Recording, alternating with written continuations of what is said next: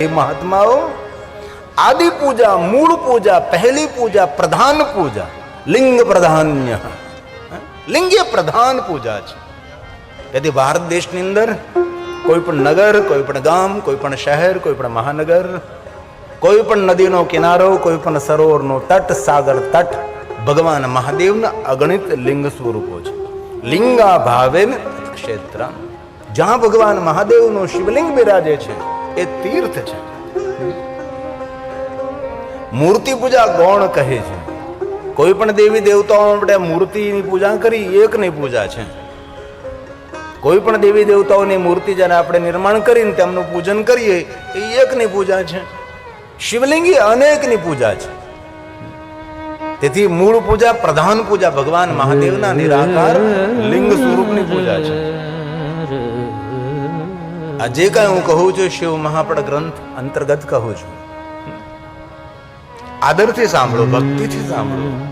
સુત પુરાણી બોલે છે, હે મહાત્માઓ, લિંગ પ્રધાન્યતઃ સાવ્યમ, જ્યાં ભગવાન મહાદેવનું શિવલિંગ સ્થાપિત છે તથા બેલં ગૌણકં, મૂર્તિ એ ગૌણ છે, લિંગ એ પ્રધાન છે। લિંગાભાવેન તત ક્ષેત્રમ સર્વૈર્મપી સર્વતઃ, સર્વૈર્મપી સર્વતઃ। ભગવાન મહાદેવના નિરાકાર લિંગ સ્વરૂપની પૂજા એ પ્રધાન છે। તેથી આપણા શહેરમાં, આપણા ગામની અંદર દરેક સ્થાને ભગવાન મહાદેવના લિંગ સ્વરૂપો બિરાજે છે। ગામડે ગામડે શિવાલય છે। જ્યોતિર્લિંગ 12 નહીં, કરોડો જ્યોતિર્લિંગોનો મહિમા છે। શિવ મહાપડ અંતર્ગત એક સંહિતા છે, કોટી રુદ્ર સંહિતા, જેને લિંગાવલી પણ કહેવાય છે। અગણિત ભગવાન મહાદેવના લિંગ સ્વરૂપોની જેની અંદર કથા છે।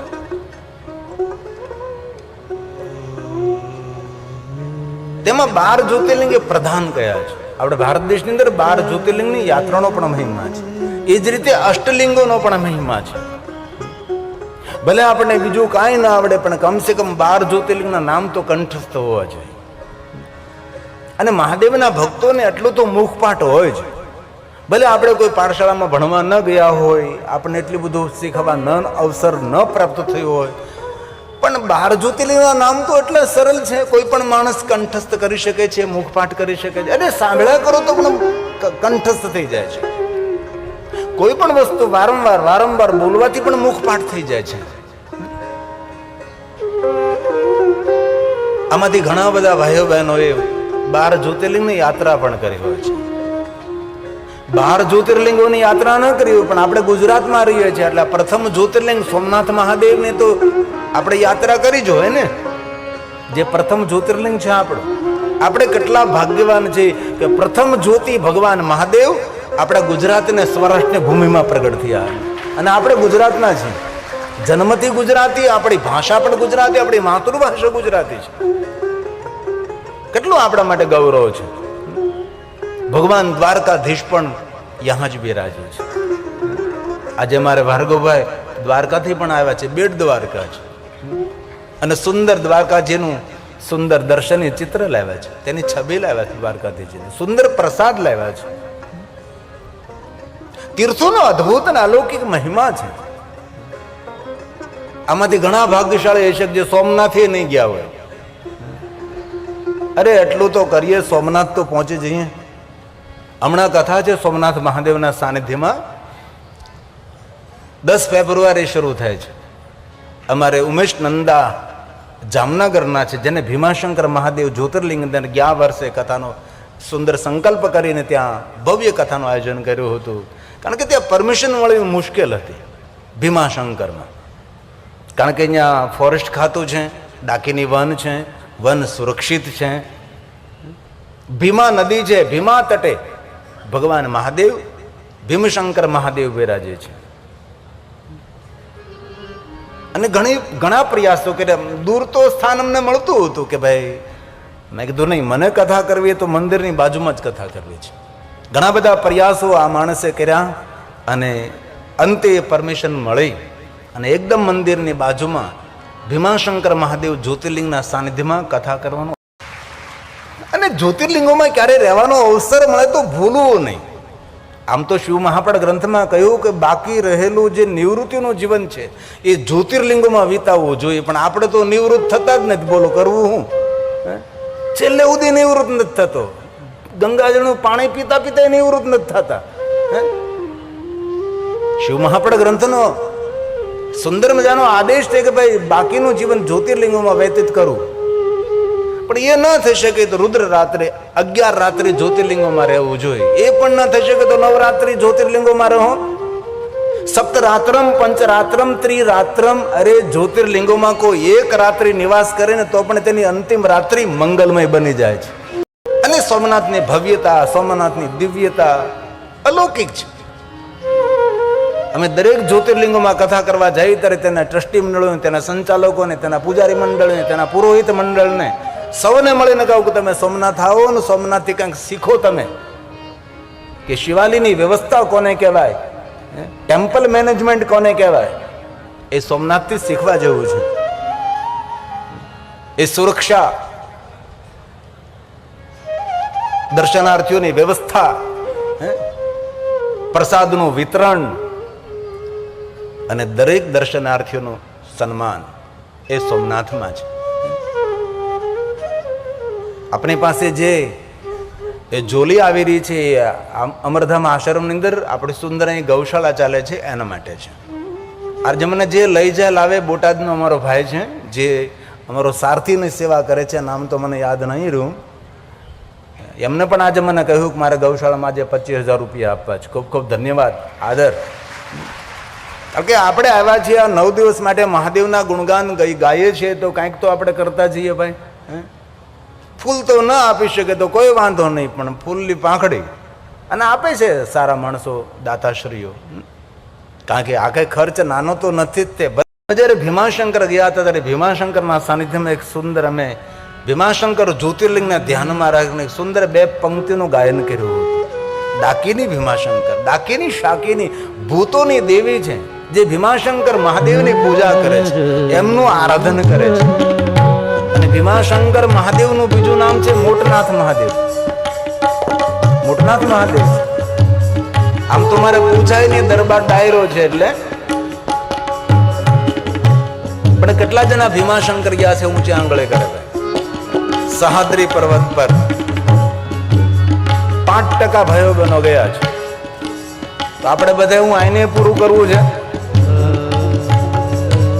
આપણે હું છલાળામાંથી બહાર નથી નીકળવાનું. તીર્થની ઉર્જા હોય છે, તીર્થમાં કોઈ અલૌકિક શક્તિ હોય છે, જીવન જીવવાની શક્તિઓ પૂર્ણ પાડે. જ્યોતિ છે, પ્રકાશ છે. અમારા સૌની સુંદર રચના છે.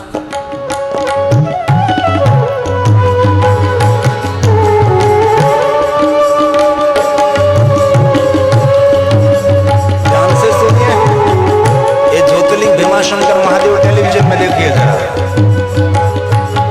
अति प्राचीन सहाद्री पर्वतमाला पर डाकिनी वनमा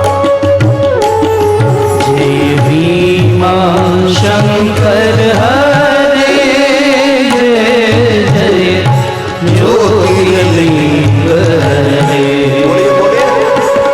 जय भीमाशंकर हरे जय जय ज्योतिर्लिंग हरे. हे मोटेश्वर हे भीमेश्वर, हे मोटेश्वर हे भीमेश्वर, दर्शन दे दो हमें, दर्शन दे दो हमें. जय भीमाशंकर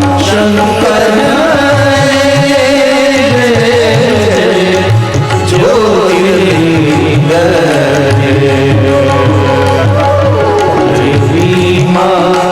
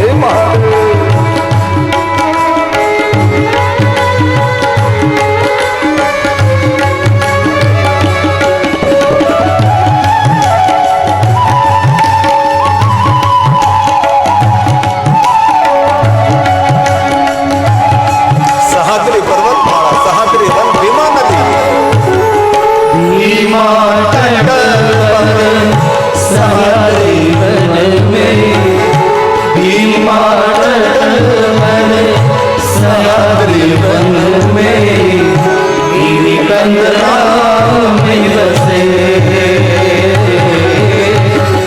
गिरी कंदरा में बसे भीमा तट पर सह्याद्री वन में भीमा तट पर सह्याद्री वन में गिरी कंदरा में बसे गिरी कंदरा में बसे जय भीमा शंकर ज्योतिर्लिंग जय भीमा शंकर जय जय ज्योतिर्लिंग हे मोटेश्वर हे भीमेश्वर हे मोटेश्वर हे भीमेश्वर दर्शन दे दो हमें दर्शन दे दो हमें हे भीमा शंकर हरे जय जय ज्योतिर्लिंग हरे भीमा शंकर हरे जय जय ज्योतिर्लिंग हरे